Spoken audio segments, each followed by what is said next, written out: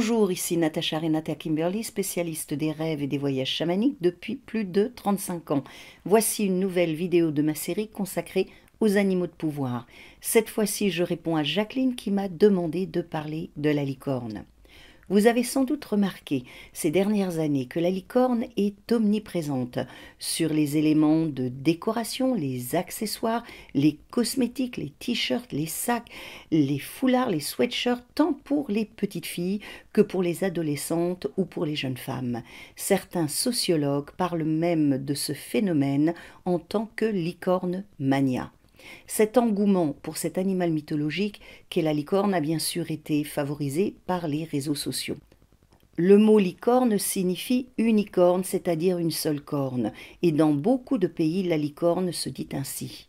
Comme par exemple en anglais unicorn, en allemand Einhorn, en espagnol unicornio, en italien unicorno, en suédois einhörnig, etc.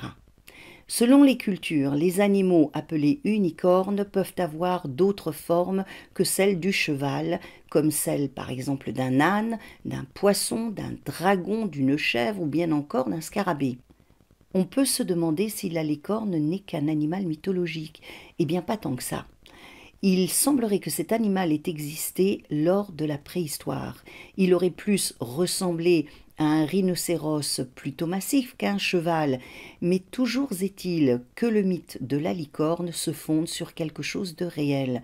Les restes de ce qui ressemblerait plus ou moins à des licornes ont été découverts dans le Kazakhstan, plus précisément dans la région de Pavlodar, par, entre autres, l'équipe de paléozoologistes de l'Institut de zoologie d'Almaty, et ça entre 1950 et 1970.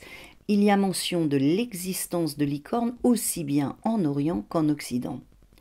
Il y a quelques années, l'agence de presse gouvernementale de la Corée du Nord a annoncé avoir trouvé une ancienne tanière de licornes, notamment celle de la licorne qu'aurait chevauchée l'ancien roi Tongmyong.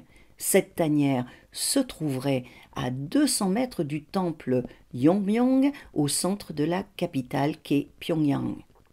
Les licornes asiatiques et occidentales ont en commun la présence d'une corne unique, mais sont très différentes les unes des autres. Et dans cette vidéo, je parlerai essentiellement de la licorne occidentale qui semble issue d'un mélange de traditions orales et écrites, de récits de voyage et de descriptions de naturalistes effectuées entre le VIe siècle avant notre ère et le XIXe siècle après Jésus-Christ. Ce qu'on en sait, c'est que la licorne est un être fabuleux, mythologique, qui peut revêtir de multiples formes, mais qui en Occident a fini par être représenté sous l'aspect d'un cheval blanc, avec sur son front une seule corne, droite ou spiralée. Au Moyen-Âge, par exemple, la licorne ressemblait plus à une grosse chèvre ou à un chevreuil qu'à un cheval.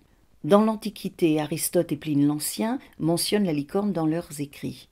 Dans le bestiaire chrétien, le Physiologus, daté du IIe ou du IVe siècle de notre ère, la licorne y est décrite comme un animal sylvestre, c'est-à-dire des forêts, très féroce, symbole de pureté et de grâce. La tradition médiévale associe la licorne au lion, car elle est réputée être aussi forte, puissante, sauvage et cruelle que lui. En 1211, Guillaume le Clerc de Normandie, dans son Bestiaire divin, l'a décrit comme un animal téméraire, agressif et hardi qui s'attaque aux éléphants et qui serait le plus redoutable des animaux qui existent au monde. Andrea Bacci, connu sous le nom de Andrea Bassius, né en 1524 et mort en 1600, philosophe, médecin et écrivain italien, spécialiste des eaux thermales et thérapeutiques et des vins, affirme que la puissance et la cruauté de la licorne sont les raisons pour lesquelles cet animal a été nommé licorne, en France notamment, car ce terme serait issu de licornu, qui dériverait du mot lion. Voltaire, 1694-1778, évoquant la licorne, écrit que c'est le plus bel animal, le plus fier, le plus terrible et le plus doux qui orne la terre. Et plus proche de nous, le poète espagnol Federico García Lorca la cite à plusieurs reprises dans son œuvre. Il dit par exemple dans son poème Procession: par la Venelle s'en viennent de bien étranges licornes, de quelle campagne, de quelle forêt mythologique. La licorne a également inspiré de nombreux artistes à travers l'histoire et les cultures, et des hommes tels que Léonard de Vinci et Salvatore Dali. L'image de la licorne a très vite été adoptée par la symbolique héraldique, notamment en Grande-Bretagne et en Écosse. Elle représente la chasteté, la pureté et l'amour honnête. En effet, elle est souvent l'emblème de ceux qui renoncent au plaisir et qui fuient les vices en tout genre. La licorne figure dans de nombreuses armoiries dans lesquelles elle est fréquemment représentée comme ayant le corps d'un cheval, les pattes d'un cerf, la queue d'un lion et une corne à spirale noire ou rouge qui pousse sur son front. Parfois, elle y est représentée avec un collier et une chaîne cassée qui symbolisent la fin de l'esclavage et la liberté. Dans l'iconographie chrétienne, elle a symbolisé en premier la Vierge fécondée par l'Esprit Saint, puis est devenue par extension une représentation du Christ. Elle a été utilisée durant toute la période du Moyen Âge en tant qu'allégorie du Christ, du Saint-Esprit et de la puissance de Dieu. Dans le domaine de l'alchimie, où la licorne symbolise le mercure alchimique, les alchimistes voyaient en elle l'image même de l'hermaphrodite. Les Celtes, quant à eux, pensaient que les licornes étaient domestiquées par les fées et possédaient un véritable don de prophétie. Au Moyen Âge, la licorne a été considérée comme une créature double, ambivalente, sauvage et féroce. D'un point de vue symbolique, la licorne est en connexion avec l'imaginaire, le rêve, l'enchantement, la magie, le monde de féerie et les mondes invisibles.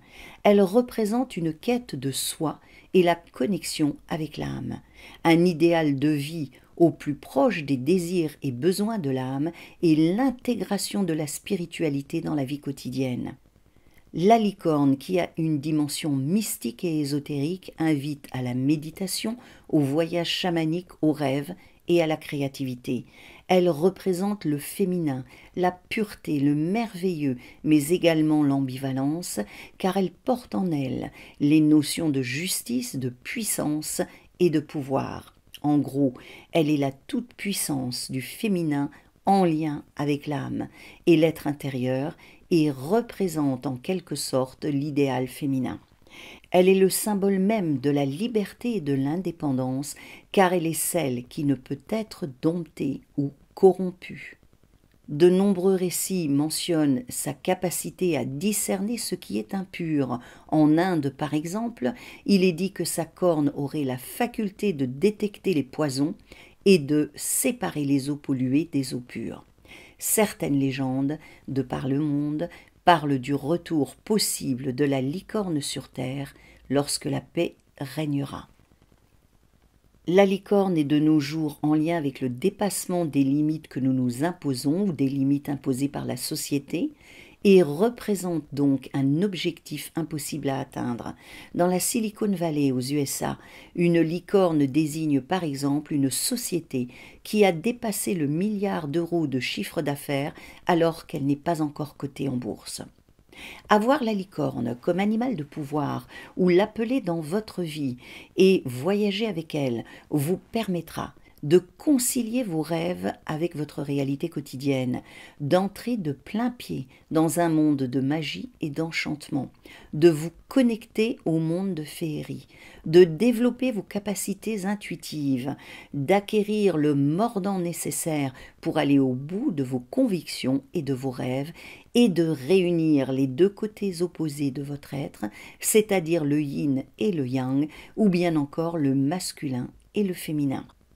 Si vous souhaitez garder votre pureté, tout en intégrant votre pouvoir et votre puissance, et si vous avez envie de réconcilier et d'harmoniser les opposés en vous, et de réaliser les aspirations de votre âme, la licorne est l'animal qu'il vous faut et que vous pouvez solliciter, car elle est celle qui vous permettra d'intégrer votre dualité naturelle et votre ambivalence, parfois inconfortable.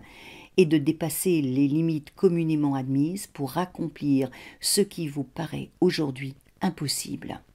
J'espère que cette vidéo vous donnera envie de voyager avec la licorne, cet animal mythologique et royal qui peut se montrer féroce et sans pitié lorsque la situation l'exige. Si c'est le cas, n'hésitez pas à aimer ce contenu et à vous abonner à la chaîne et cliquez sur la cloche pour être prévenu de la sortie des prochaines vidéos.